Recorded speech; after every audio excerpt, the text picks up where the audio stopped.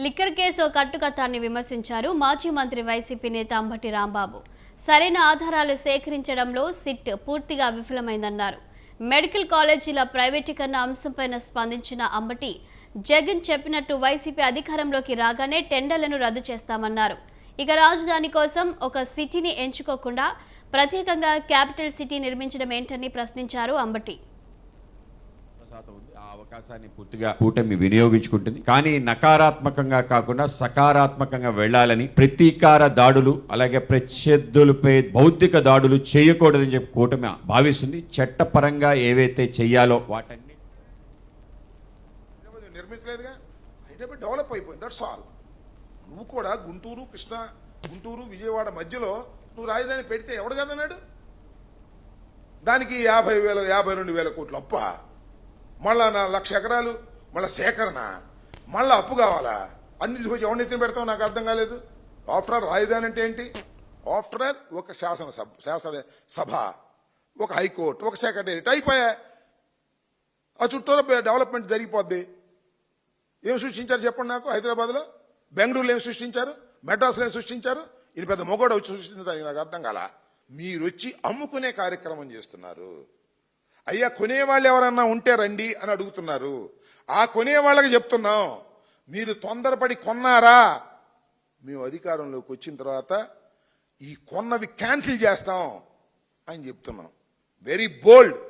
దీనిలో ఏమీ సందేహం ఏమీ లేదు, దీనిలో దాయాల్సిన అవసరం ఏమీ లేదు. జగన్మోహన్ రెడ్డి గారు సూటిగా చెప్పారు, ఆ కొనేవాళ్ళంటే పెట్టుబడిదారులంట, రాష్ట్రానికి పెట్టుబడులు వస్తున్నాయంట. ఇదేనా పెట్టుబడులు? కాలేజీలు అమ్మేయటం పెట్టుబడులా? కొనేవాళ్ళు పెట్టుబడిదారులా? కొనేవాళ్ళు ఎవరో మనకు తెలీదా? కొనేవాళ్ళు నీ తాబేదారులేగా. అన్ని కాలేజీలు పూర్తి చేసుకుని సిద్ధంగా ఓపెనింగ్ ఉన్నటువంటి కాలేజీలని ఇవాళ మార్కెట్లో పెట్టి అంగడి వస్తువులాగా నువ్వు అమ్మే ప్రయత్నం చేస్తున్నప్పుడు కళ్ళు మూసుకొని కూర్చోవడానికి వైఎస్ఆర్ కాంగ్రెస్ పార్టీ సిద్ధంగా లేదు. 5 సంవత్సరాలు ఈ రాష్ట్రాన్ని పరిపాలించినటువంటి పార్టీ వైఎస్ఆర్ కాంగ్రెస్ పార్టీ. 5 సంవత్సరాల పాటు ముఖ్యమంత్రిగా పనిచేసినటువంటి వ్యక్తి జగన్మోహన్ రెడ్డి గారు. వైద్యం మీద, విద్య మీద కాన్సన్ట్రేషన్ చేసినటువంటి వ్యక్తి జగన్మోహన్ రెడ్డి గారు.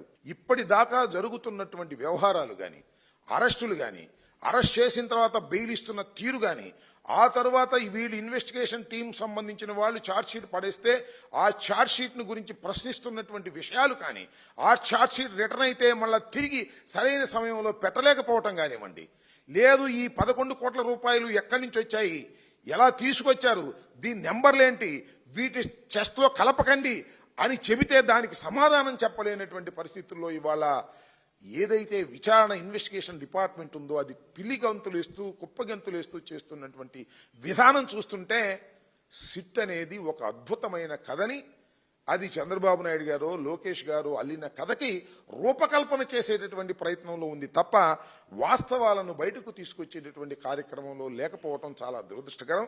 దీన్ని చూపించి బెదిరించి ఏదో ఒక విధంగా ఆధారాలు లేకోకుండా కేవలం పొలిటికల్ వెండేటాతో కేసులు పెట్టి వేధించాలనేటువంటి ప్రయత్నం చేయటం చాలా దురదృష్టకరం. ఏదైనా ఒక ఇష్యూ వచ్చిందనుకో, దాన్ని డైవర్ట్ చేయడం కోసం సిట్టు విచారణకు పిలిచింది కొంతమందిని. నాకు చాలా ఆశ్చర్యం వేసింది ఏంటంటే,